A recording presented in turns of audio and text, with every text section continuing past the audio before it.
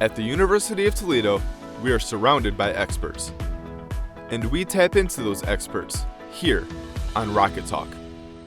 If you buy holiday gifts for loved ones, this may be the time to start shopping. But what can shoppers expect this year in the midst of inflation and other changes to retail due to COVID and the rise of online shopping? Now, one of our guests today says we shouldn't believe all the hype and the headlines we see in the media because, big surprise, they may be a little misleading. Here to help us make the most of our money this holiday season, Dr. Ainsworth Bailey, Associate Professor in the College of Business and Innovation and an e-commerce expert, professor, editor, and author, Dr. Benjamin George of the Department of Information Operations and Technology Management at UToledo. I thank you both so much for being here. We appreciate the time. Let me start with you, Dr. Bailey, with a question I think you don't like very much. Is Black Friday dead? Because I can remember as a reporter 10 years ago, covering the long lines outside of the stores on Thanksgiving, waiting for Black Friday. Are we still seeing that? Well, I get that question a lot, whether or not is Black Friday dead. And my thinking is that some of the purchases, some of the shopping might start online, but from the point of view of human behavior, people like to be up and out. People think of Black Friday as kind of a holiday to get out and go shopping. And in fact, a recent survey showed that in terms of this year, 2022, a number of people are still planning to actually go out on Black Friday to shop. So whereas the lines might decrease a little bit, I don't personally think it's dead, just on the basis of just human nature. And the fact that people like to be social, they're social creatures, we're social creatures.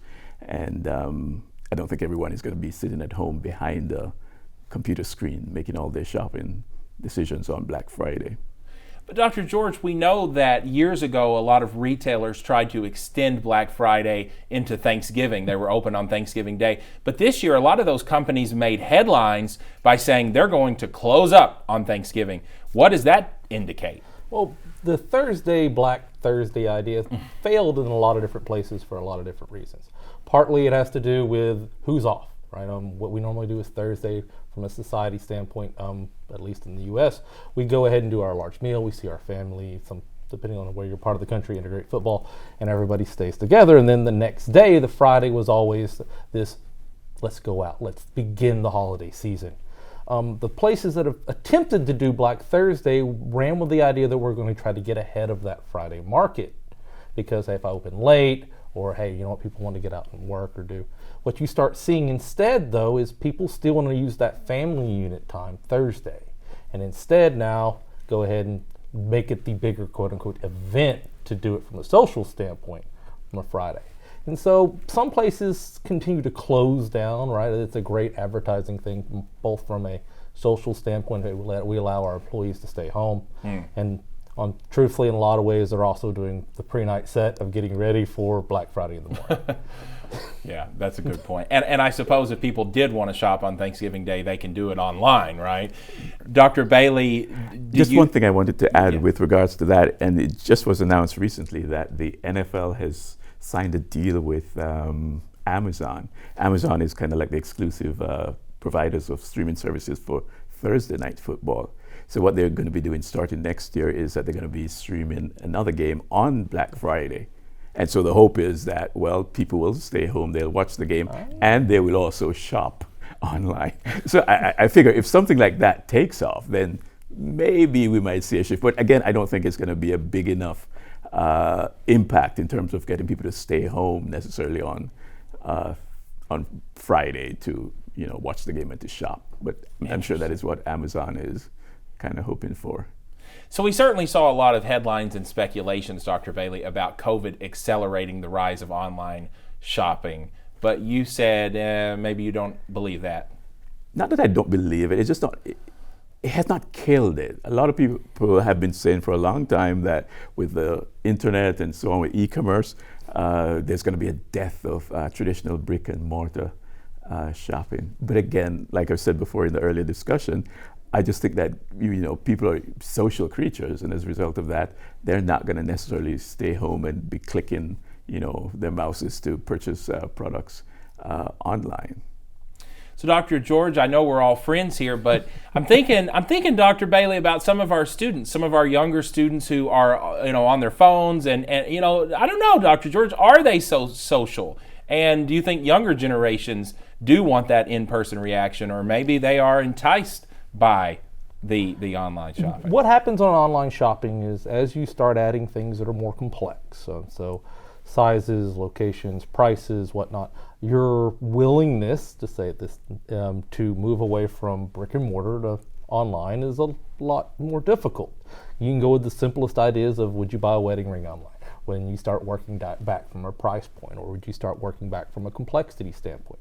They've already ran into this problem a little bit with clothes and retail, right? We've done a lot of, that's why you see a lot of places that offer clothes, especially they'll do instantaneous returns or whatnot, because they're trying to entice that level of consumer to actually come out and buy online. Because at any form of brick and mortar establishment, I can try something on.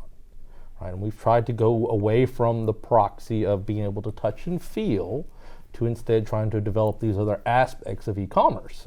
Anything from customer comments to how the prices work or how you do different visualizations. But from a human behavior standpoint, there's a lot of things that we still need to touch or understand how it works until you put it on, or until you see what the button does, or does it fit into your hand. Right. It becomes much more difficult. So as our shoppers get younger and become more hardcore digital natives, and the other terms we want to use, even they still have things that they're going to have to be able to touch, feel, and use. Okay. So bottom line here, everyone is concerned about saving money. Prices are rising with inflation. How can consumers find the best deals this season? Doctor, we'll start with you. Well, I think there are a number of apps that are available where they can do price comparisons. They can go to different websites to see what offers are being made. A number of companies, Walmart, Target, Amazon, have started early kind of deals on their Black Friday products. So, for example, Target and Walmart, I think, are going to start offering consumers access to information on their websites about deals starting on the 1st of November. So a number of these retailers are actually actively promoting the different deals and trying to kind of shift the spending time frame, if you will, from, say, Thursday, Friday, and Cyber Monday up to as early as the start of November. And in fact, Amazon did do something like that, where they had a second Prime Day. They called it early access. It was actually 2 days. And again, what they found out after those 2 days of early access was that a number of people said, well, we have not purchased gifts yet for the holiday season. And so they were kind of trying to shift, as I said, kind of the time frame for making purchases. But a lot of people still think they have more shopping to do. And so I think you will see a lot of activities starting at the start of November, given what stores like Walmart and Target and even JCPenney too is in on the act. And so I'm sure others are going to join as well. So, Dr. George, would it be better to wait till closer to Christmas or the holidays, or go ahead and get that shopping done early in November? Well, it depends on what you're looking for. One of the things, in many ways, this kind of mimics some of the things that happened in 18 and also in 20 because we're having issues with inventory levels. And so what really happened from a supply chain standpoint is we kept on having basically feast and famine, right? We had the classic buggy whip of stuff that came through, and then supply chain basically built up, and so people started slowing down purchases. We actually saw quite a few retailers change all of their individual purchases anyway from their purchase patterns for Christmas already. And so the problem you have is you're going to be playing the game of, is the retailer looking to reduce prices on something closer to Christmas due to inventory or not wanting to carry it over into the next year, versus did they order enough? And so my answer has always been, if it's something specific, probably you want to buy it sooner rather than later, just because if it runs out of whatever the specific thing you're looking for, likelihood of them ordering more or additional is probably much smaller than it has been in the past. Wow. Versus, I feel like that's a big point that people need to... if it's something you're looking for, get it. Then you can always also argue, as inflation if inflation continues to go, right, you're going to be paying more later anyway. Shipping costs, everything's are starting to kind of escalate as it goes anyway of the places in the market. And so if it's a specific item, buy it. But the flip side is, I'm not going to say, hey, everybody needs to buy everything right now, right? One, that's not necessarily feasible for people.